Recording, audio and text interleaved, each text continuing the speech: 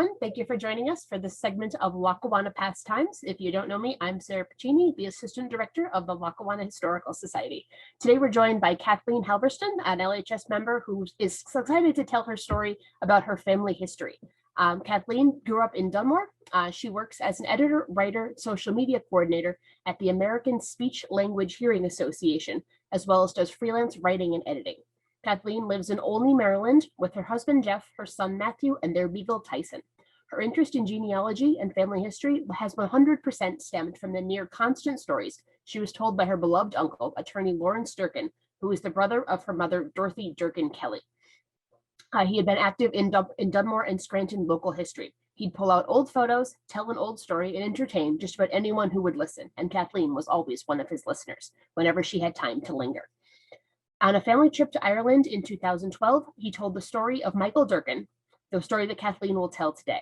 Over the years, Kathleen has learned the incredibly positive power of storytelling and preserving our ancestors' legacies through the writing of creative nonfiction. This presentation is dedicated to her Uncle Larry, who died a few years ago. It's Kathleen's hope that some of our children, the next generation, will also turn to storytelling historians who will listen and work hard to make sure that their stories of their ancestors live on. After all, none of us would be here without them. So I'll turn the program over to Kathleen to talk about a murder, stolen canary, and a murder.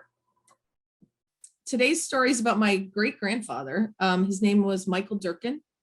And this story, he was murdered in a bar in Scranton in November 1913 over a missing canary, a couple of sweaters, and some tam o'shanter hats. So without further ado, and I don't give a lot of presentations, so pardon my fumbling. Okay, I can just click that. Okay. I just want to say that Michael was so much more than a murder victim. So that's, even though we're talking about the murder story itself, he was so much more than that. And this is how it's broken out. So I'm going to kind of fly through parts 1 through 3 so that we can get to part 4, which is really the meat of the story. And if you could save all your questions until the end, just because, gosh, there's a lot to cover. And it was really hard to kind of condense this down. So, okay, so we have Michael Durkin, my great-grandfather. Here's a photo of Michael. He was born in March 1865. And he died the night before Thanksgiving Day of 1913. He was my great-grandfather. He was born in Ballina, County Mayo, Ireland. He immigrated once, perhaps twice, in 1881 or 1884. The records conflict. They suggest that maybe he went back and forth, but he was about 16 when he immigrated. So he moved to America to join his brothers, who were also living here. He lived in England for a time before America. And my Uncle Larry, I came across a typed letter that he had written to one of his relatives in Ireland, saying that one of his most prized possessions was my grandfather's postal savings bank book, which showed a balance of £4 and an X for a signature. So Michael married Nora Ann McGowan, also born in Ballina, in 1892. They resided in Dunmore. They were a well-regarded family, and he was the bartender and sole provider for his wife and 8 children, ages 1 through 20, the 20-year-old being my grandfather. So there's Nora McGowan, Nora, as they called her. The picture on the left is her engagement photo, and the picture on the right is obviously when she was much older and she's surrounded by her 5 boys. The man to the right is my grandfather, Lawrence Aloysius Durkin. And then we have, and pardon the quality of these photos, obviously they're a little faded. So here's her with some of her kids. Blackie Durkin is on the left. The baby is Michael Gerald, who was known as Pete. I have no idea why. And my grandfather, which was Lawrence Aloysius, who was known as Turk. Everyone had nicknames. And here's another photo. I'm just gonna kind of linger on that for a minute so you can see, especially for family members, I see the resemblance to my cousin Dave Durkin in the top right. I don't know why, but well, I know why, but. And then we have this really old photo, which I just think is so cool. So even though it's really hard to see, you can get a sense of the times. This is one of my favorite photos. So they lived in this house at rear 1300 Madison Avenue. And that's the guy on the left is my great-grandfather, who was later killed, with some of his children and his wife. The handwriting is my Uncle Larry's. And here's a super zoomed in shot where you can get a better sense of, what they actually looked like. So they were not living in this house at the time of the murder. This is the house before the murder happened. So he was more than a murder victim. Who was he? He was quiet. He was soft-spoken, man of faith. He didn't drink much, even though he was a bona fide bartender. He was well-liked and respected in town. He was peaceful, law-abiding. This is all based on my research of, newspaper accounts that I uncovered. He was meticulous, slow-moving, deliberate, very careful. That last trait that I just mentioned plays a key role in the actual murder. And this is just some things that the newspaper accounts had to say about him. Whole-souled, jovial, never known to have a quarrel. A few excerpts from my book about him being a regular guy, pleasant, not known to make trouble, a large number of acquaintances. Here he is at work, zoomed in front of the actual Coin House pub in downtown Scranton. And if you peek, and I only noticed this from putting together this presentation, there's a little head there to his left, our right. And I think that might be one of his kids. So family member for sure. And this is his bartender book. So I actually have this book. It's from the League of whatever it says on the slide. And it's 1906 to 1908, I think. So that's kind of cool. And now we're gonna meet the killer. So here we have Peter Musinski is the man behind the gun. These are the only two photos I have been able to unearth of him. Even though he was covered in the news way more so than my great-grandfather was. The picture on the right is probably his mugshot, if I had to guess. Picture on the left is, I'm guessing it's when he reenacted the murder, and he did reenact the murder. I want to ask my cousin Larry, the attorney, about that.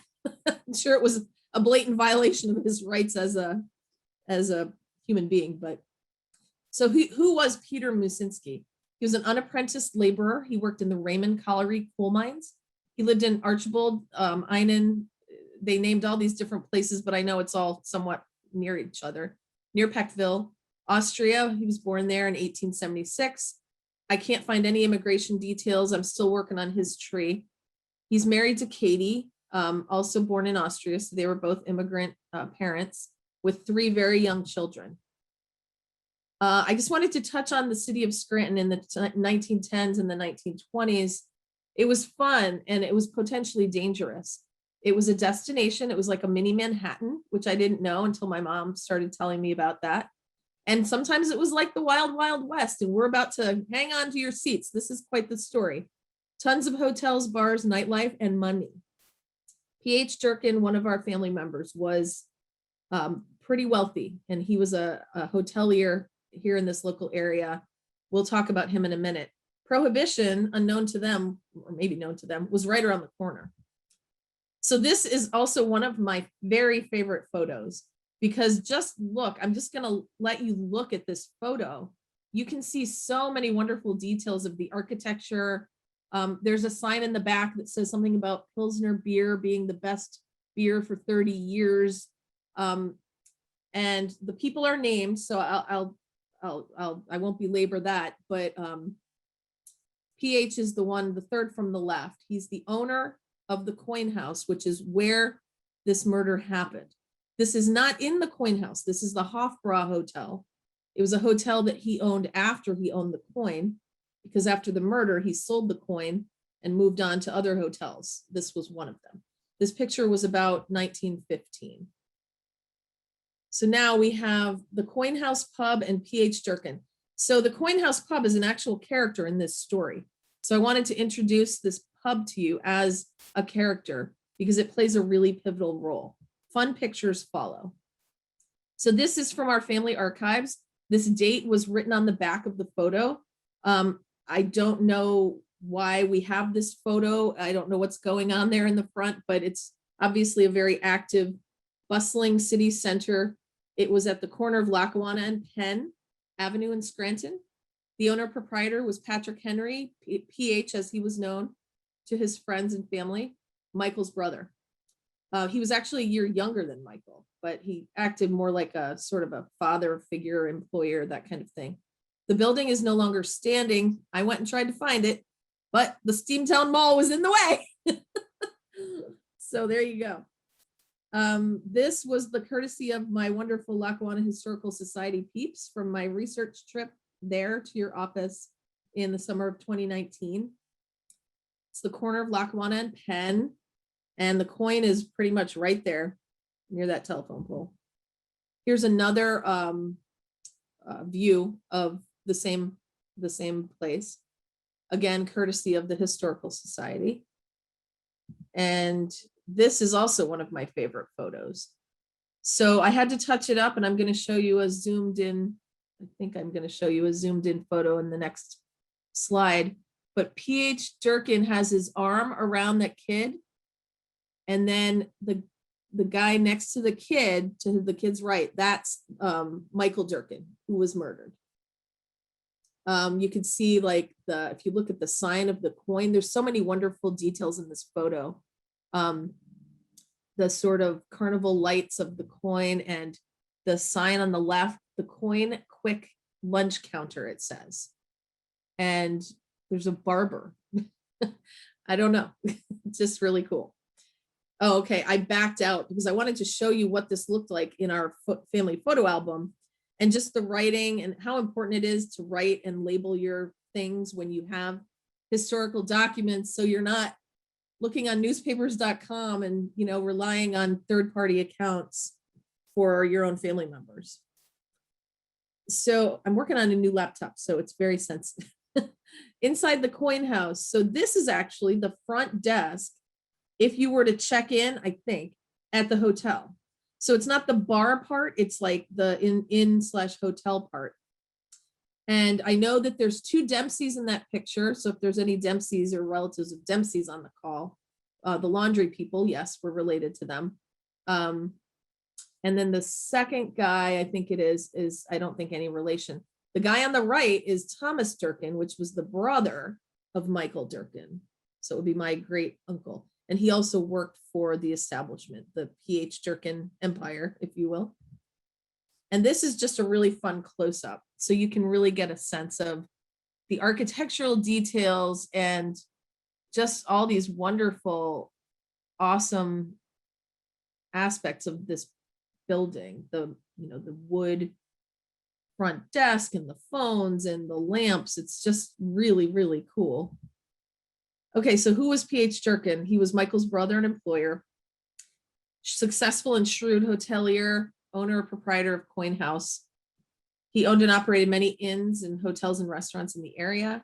He had money connections, and my grandmother called him the rich Durkin. And she said it kind of with a little snarky, smirky kind of like, he was the rich Durkin. So that was kind of funny. And here he is being chauffeured around by someone, I don't know, Patrick Carney, don't know that person. But PH is the man on the far left. And it's a beautiful photo.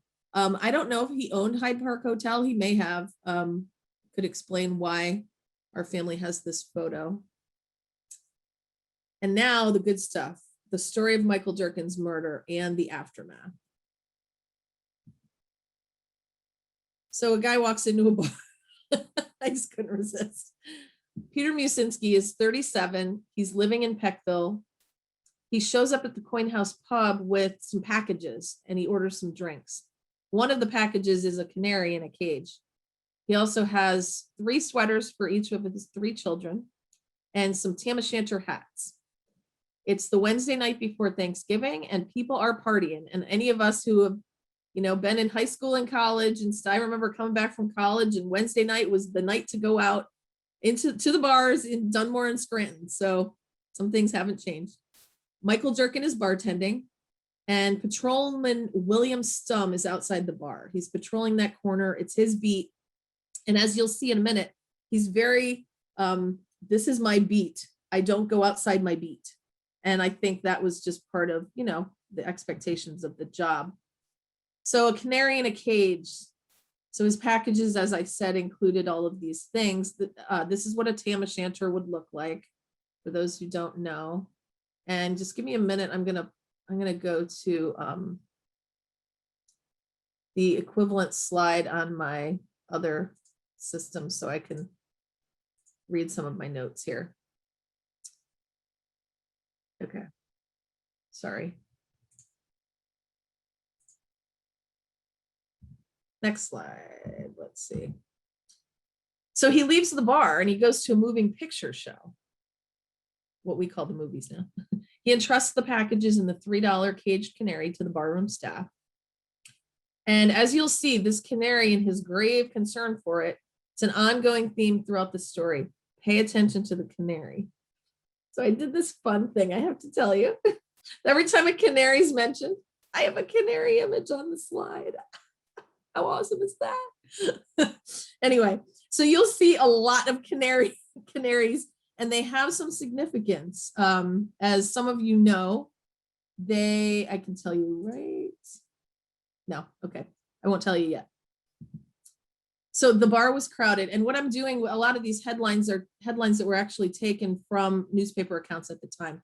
So he returns to the coin house, and some of these timelines are a little disputable because Peter's version, the killer, differs sometimes from the version told to the media, told by the media, etc., told by the authorities.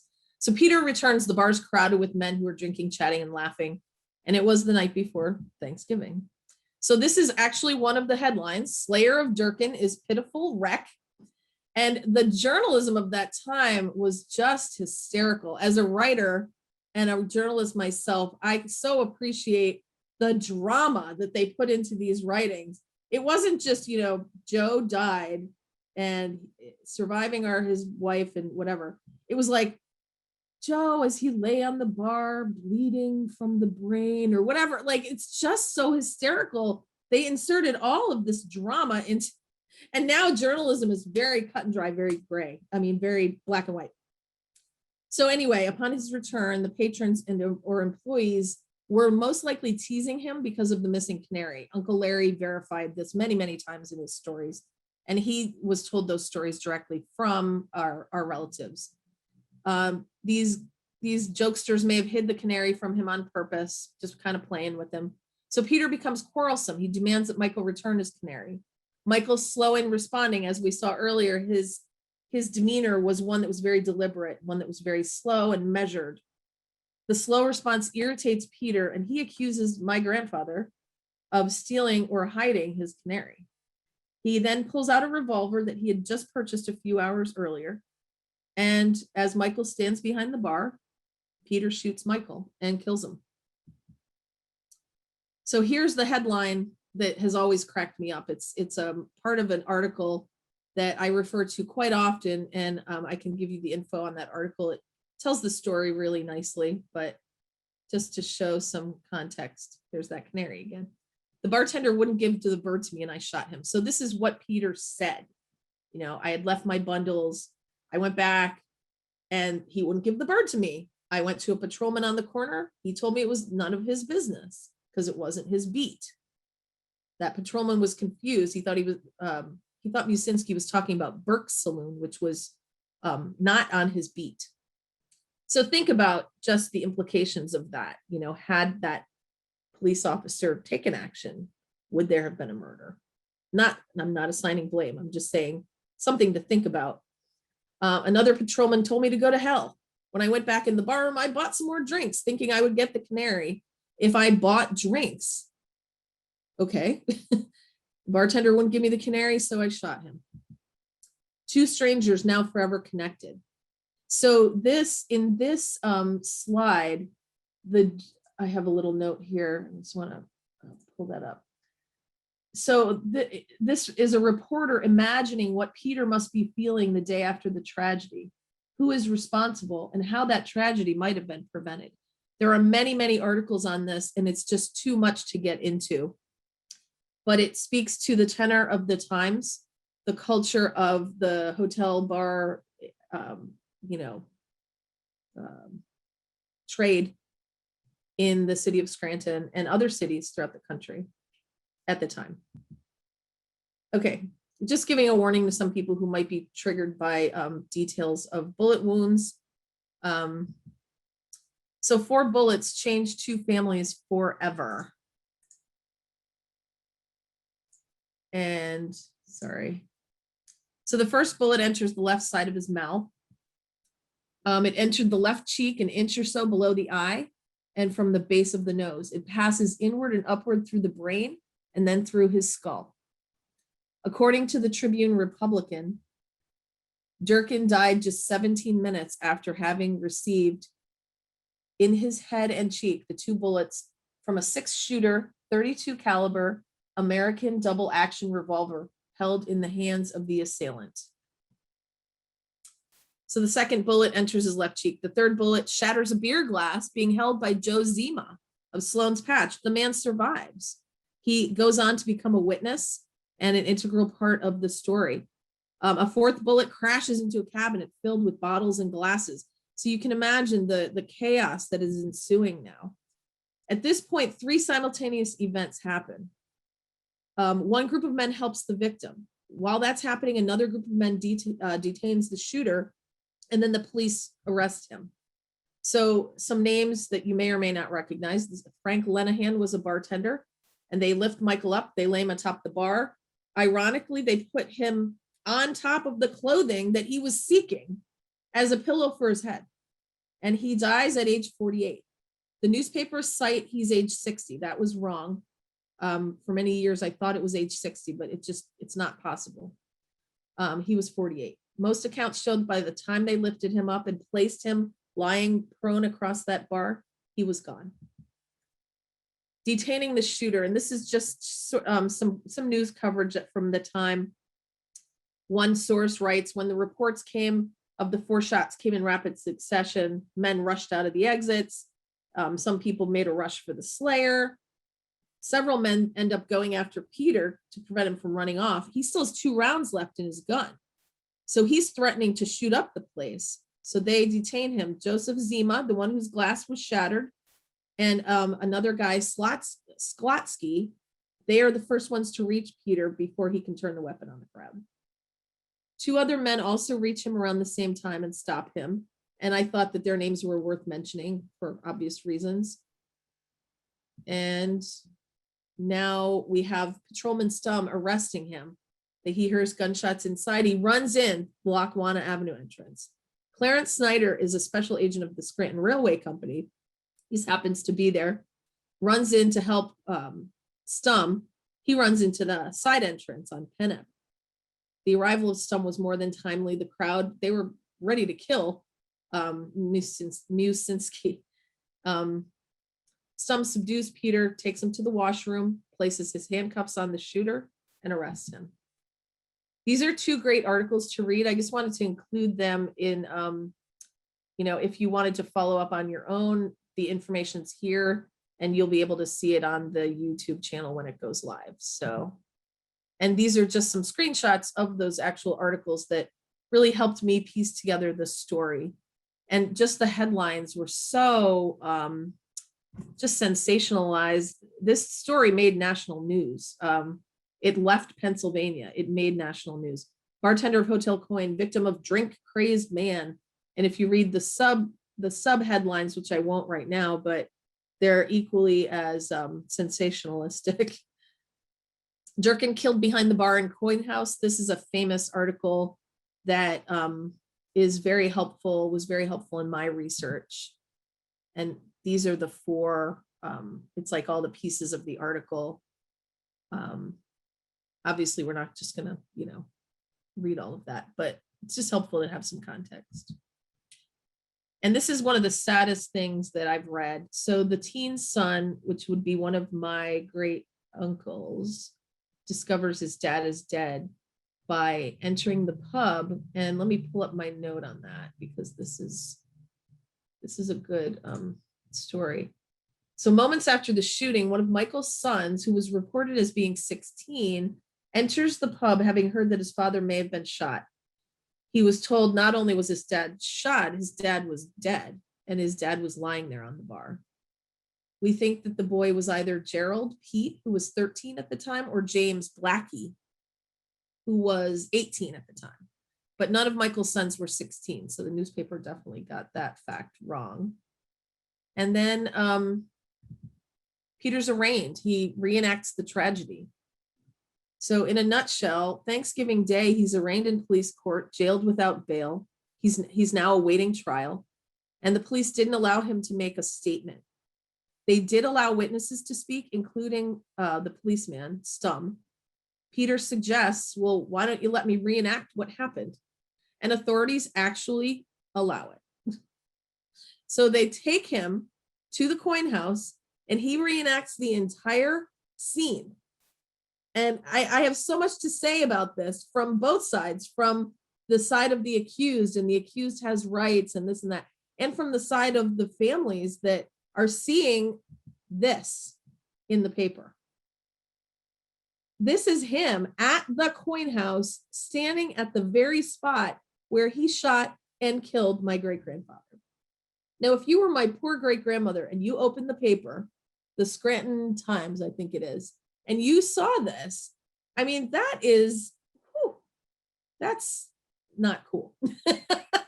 But I mean, you know, the media has to do their job, so I recognize that. Peter is the one holding the gun in this chilling reenactment at the site of the murder.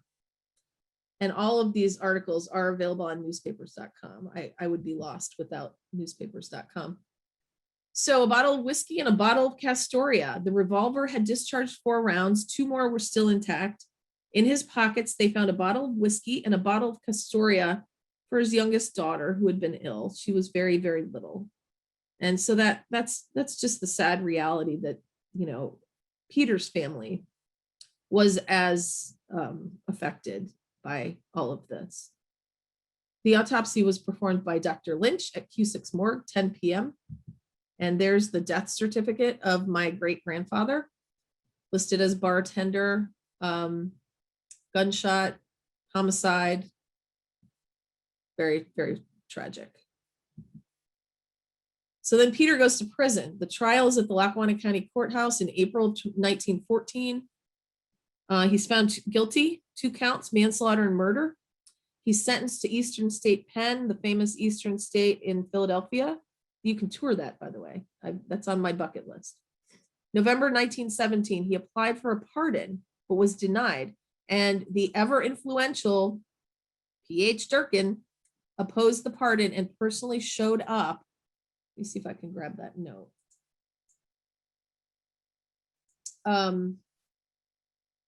He personally appeared in court to oppose the pardon. Much of Peter's time in the state pen was spent in solitary confinement, but he was eventually pardoned. So he spent 8 years in prison out of his sentence and then was released. And when I took that family history trip, I saw the notations in the jail and the prison logbooks that showed his release. So he's drunk and quarrelsome. So we have to remember that even though the media was very sensationalistic about what happened, he had been drinking heavily all evening. He was very, very intoxicated. English was not his first language. And there was just a series of unfortunate events, some miscommunication, probably some temper things. It was one of the largest funerals in the city. They were on Madison Avenue, so that's where the funeral was. The date was the morning of Saturday after Thanksgiving. St. Paul's Church had a Requiem High Mass, one of the largest funerals in the city. He had many, many acquaintances. So the Durkin survivors, he had 7 surviving siblings, P.H. Durkin in Scranton, James, Thomas, and Anthony, who stayed in Ireland. three sisters, one of whom was in the States, married to Thomas Dempsey. The other two were in Ireland. Also was survived by his stepmother, Mrs. Catherine Durkin, who was his father Patrick's third wife. And what did the Durkins do next? So my grandfather, Lawrence Aloysius Durkin, changed his plans. He was supposed to move to the West Coast because he had really bad asthma, and his doctor advised him to move out west. He wasn't married. He ended up staying at home, helping his mom raise the younger siblings. He married later in life, but he was 47 years old when he married my 33-year-old grandmother. And that's pretty unheard of, those ages, to be married and start a family in the year that they got married, which I'm not going to remember off the top of my head. I think it was 40. August 1924, Nora and children moved to 1205 North Webster Avenue. They moved to what would become known in our family for many, many years to come, and people probably still call it this, as the house. So even after my grandfather married and was raising his own family in a different house, the house meant North Webster. It didn't mean the house he was living in. Let's see. Happenings at the house. So the older kids worked and supported their mom and younger siblings. Even as older adults, they handed a portion of their pay to her. Of the 8 kids, only 2 ever married and had kids, Lawrence and James. Lawrence is my grandfather. 4 of them, Joe, Nora, Helen, and Mary, lived in that home on North Webster for the rest of their days, even after their mom died. Per a 2021 conversation with my own mom, she wrote, she said they probably kept a few dollars up in their rooms, but most of it was given to her. And maybe when they, as in Nora's children, took over running the house, was when maybe that stopped. We're not sure. What did the Musinskis do next? Katie and kids moved to Philly. She worked in a laundromat close to the pen so that she could visit her husband regularly. I have been unable to locate any photos or information on Katie or the kids. I don't know what happened to Peter, either in prison or after, and I would love to connect with some of Peter's relatives for my own research and in writing this book, and also to close the circle for myself and for readers and those interested in this story. The Canary, P.H. Durkin, and the Pardon Board. I'm not going to read all of this to you. It's more about the Canary. This is a slightly different version of events that Peter told. So you can see how the stories differed, right? So Peter's saying, oh, well, it happened like this, not the way the newspapers are saying. And this different version was told in 1922. So as he was trying to seek pardon. And P.H. Durkin, of course, is having his say at the Pardon Board hearings.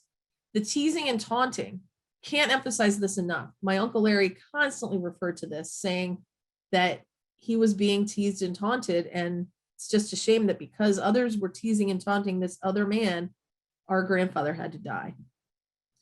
So what was lost? Well, baby Frank was only 16 months old, so he never got to know his dad. 2 women who had never worked outside the home were suddenly left to bring up their children with no male breadwinner. At the time, a very challenging situation for a widow. Their families came up with 2 very different solutions, and both families survived. I think I feel most badly for Katie Musinski. She had probably far less adult support than did Nora Durkin. And she was an unskilled immigrant who spoke limited English, with the stigma of being married to a murderer who was serving time in prison. And it was a very popular man in Scranton who had died. My grandfather lost a future out west, but ironically, a future that would not include all of us. So it's just kind of an interesting, kind of weird thing to think about. Like, gosh, to be grateful for a murder. I don't want to say that I'm grateful for that, but you know what I mean? My mom wouldn't be here. I wouldn't be here. My sisters and brothers, cousins wouldn't be here. So the continued significance of the Canary. This is my final story slide. The love he bore for canaries never left him. During his imprisonment, he raised and sold hundreds of them to visitors. His wife had been employed in a laundry. His wife and children visited him once a month. And at the time that this was written, he was 46 years old. So I'm happy to chat if you have follow-up questions. There's my contact info if you want to take a picture on your phone or reach out to me. It's a very interesting story, and I'm writing a book about it. That was an excellent story, Kathleen. Thank you for sharing it and for all of your research and your photos. I mean, it's a horrible, ghastly story, but it was very well told. Thank you. I especially liked it at the beginning when you had the family photos and you mentioned about the importance of labeling your photos. We have the trouble a lot of times at the Historical Society of people donating photos they find in the attic that are really awesome photos that have no context. So please label your photos. So thank you for sharing that and for sharing the story. If anybody has any questions, please chime in. Also, she did include her contact information. You could also email the Historical Society and we could pass it along to Kathleen as well. But if anybody has any questions about the story or the research process or anything, please chime in. So I have a question. I would love to know what happened to the canary in the bar. I think it's on all of our minds right now. You know, I never thought about that. Who took it and who hid it? And why did they do this? I know. Well, one of the stories goes that Musinski was there with some other people, and one guy was concerned because Musinski placed the canary, which was in a metal cage, on the top of a radiator. And so there could be some kindness gestures going on there, where that's totally something I would do, by the way. Now I'd be like, why did you put that poor bird on top of a hot radiator? Another story goes that his friends, you know, as they were coming and going, they just sort of were moving his packages around, just like, I don't know why, but I think there, like I said, there was a lot of misunderstanding, but I would love to know what happened to that canary. Maybe Katie had it for X number of years. I don't know. Maybe when you write the book, maybe that's where your creative license comes in. Yes. Very good suggestion. My darling husband. Very good suggestion. Kathleen, when you were here, did we pull prison records? Yes. Okay. Yeah, you guys were very helpful, and I will definitely come back. Okay. So, yeah. Kathleen, that was an excellent story. Oh, thank you, George. And you know, when your description of Scranton reminded me of my mother. She went to the Newark Institute of Technology 30 years after the murder. And she told me, so Scranton must have really had a reputation. They had lived in Clark Summit for maybe 2 years of their life here in Scranton. And whenever any of the young men, she was dateable at that point, asked her where she was from, she said, I never said I was from Scranton. All these people in the New York, New Jersey area remember is the good time they had in Scranton. What happens in Scranton stays in Scranton. Everything else. The other thing I wonder about the canary was, did some other miner just take it down to mines with them? Right. That was very common, and you would find ads throughout the newspapers on canaries to check for gas. Yeah, that's a really good point. And that was the story I kind of alluded to, that many of us who grew up in NEPA know about how they would send so for those who don't know, the miners would send the canaries into the mines ahead of the humans to sniff out the gas, essentially. And if the canary didn't come out, the humans didn't go in. Oh yeah, the canary went before the people. Yeah. Who in that bar, I suspect there was more than just one drunk crazed person. Oh yes. That could have created this trouble. I'm intrigued that he was allowed to sell canaries while he was in jail. I think, you know, you were worried about telling it, and it was very well told. Oh, thank you. Very well told. Oh, yeah. Thank you. Yeah. The whole selling of canaries in jail, I just came upon that like in the past week or two. And I was like, selling canaries in jail. Red light district, yeah. Like who? Oh, I'm needing a canary. Let me go down to the local penitentiary and buy one from an inmate. Yeah, Eastern Penn why must have not? been a little bit more lenient at one time when you were in there. You didn't even get to talk to the fellow that shoved the food under the door. You were Oh, supposed yeah? to be in solitary for 20, 30, 40 years, and all they gave you was a Bible. Wow. Thought was, instead of executing you, you would reflect forever and ever on your crime.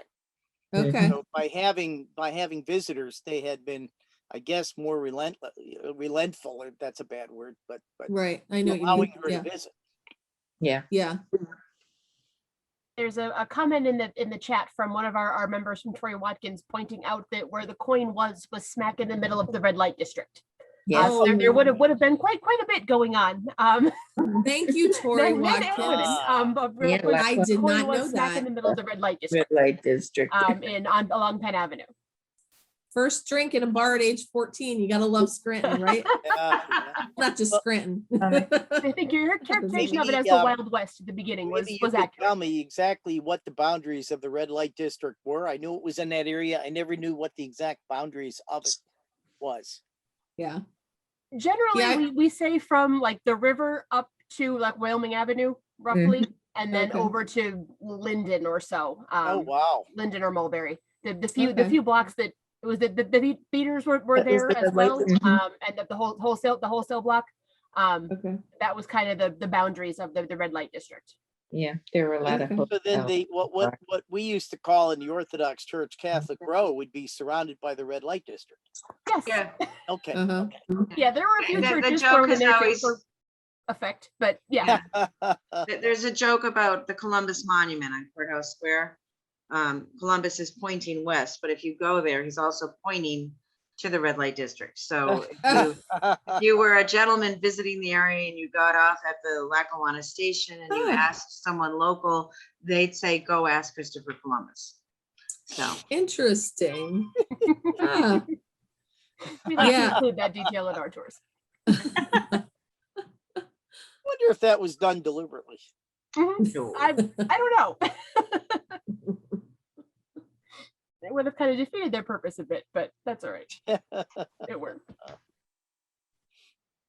So, Any other questions or comments or? Kath, can you hear me? It's Amory. Yes. Yes. Mom is sitting here with me. She Okay. thought that Lawrence Durkin was at the bar the night of the murder, the oldest son of Michael. I think you're right about that. I think you're right. Yeah. I mean, if mom is thinking that, it's probably because Uncle Larry and she had conversations about that very thing.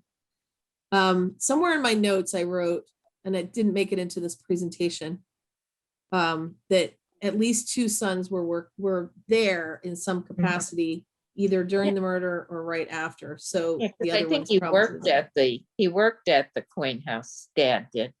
Because he Okay. was old enough at that point, you know? Yeah, he was 20 when this happened. So, and the baby was 1. Mm-hmm.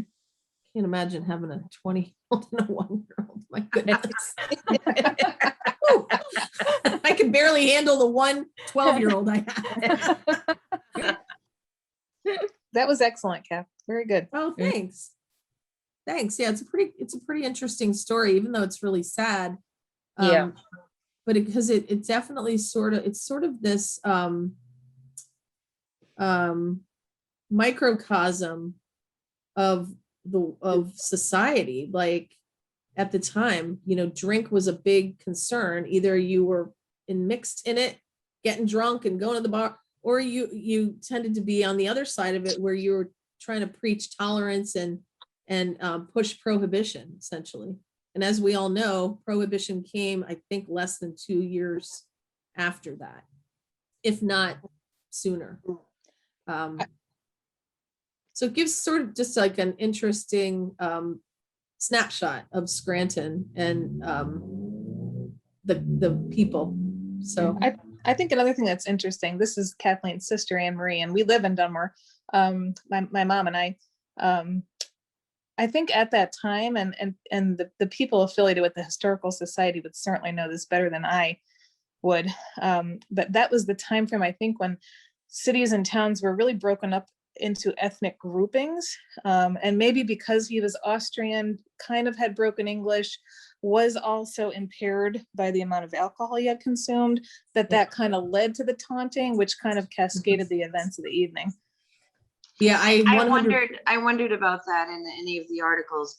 You said it, some of the articles mentioned that people were with him. Was anyone with him of his same ethnic background? Like, why would he go into a bar alone like that? Like, I know he had too much to drink maybe, but it seems like he would want to have had somebody with him before going into an unknown or an unfamiliar. Yeah, I would agree with that. Yeah. Yeah, I agree with both of what you both just said. I think, and again, conversations for another time, because there's so many different directions we could take with this story, right?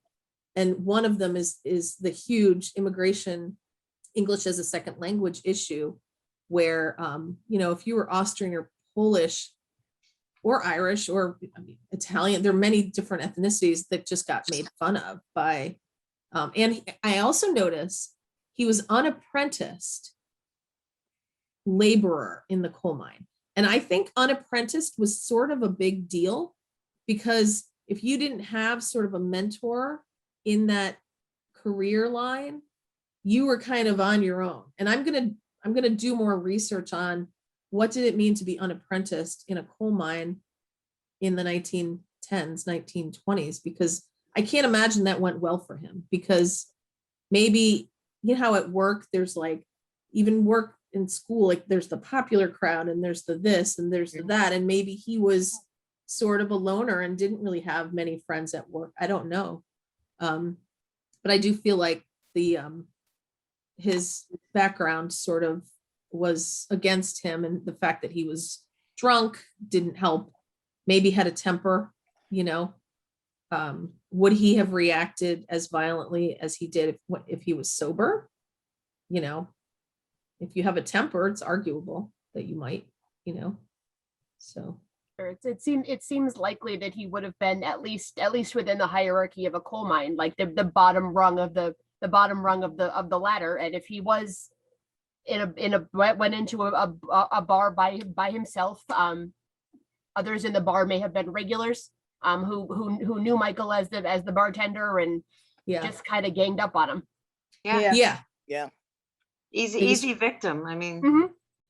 Yeah, and it's sort of a double-edged victim. Not only is he an immigrant who speaks little English, but he's drunk, and he's on maybe triple, whammy, because he's also on that lower tier of his career, where. Mm-hmm. So of course, I'm curious as to why he bought the gun and where he bought the gun. Yeah. Oh, me too. Mm-hmm. Me too. Supposedly there was an article I almost included in the presentation that talks about him explaining why he purchased the gun. And he said, there were bums hanging around our neighborhood and I wanted to protect my wife and children. But it's just ironic to me that he purchased that gun that evening. So he left the bar, went somewhere, bought the gun in his intoxication. He was probably already drunk at that point, and so, yeah, it speaks to all the lax laws that were happening around that time.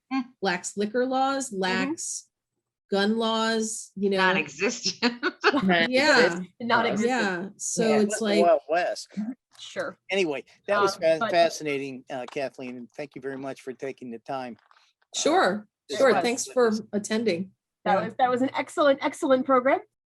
Again, Kathleen, thank you so much for joining us and for sharing your story and your photos. If anyone has any further questions, or if we have any further updates from Kathleen, we'll be sure to pass them along. Our next Lackawanna Pastimes feature in 2 weeks, on July 2nd, we'll take a bit more of a somber note. It will be the 158th anniversary of the Battle of Gettysburg. So we'll be joined by historian Rich Smith, who will talk about the origins of the Gettysburg National Cemetery. That'll be on July 2nd at 2:00. We hope to see you then for that next program. And otherwise, have a lovely weekend.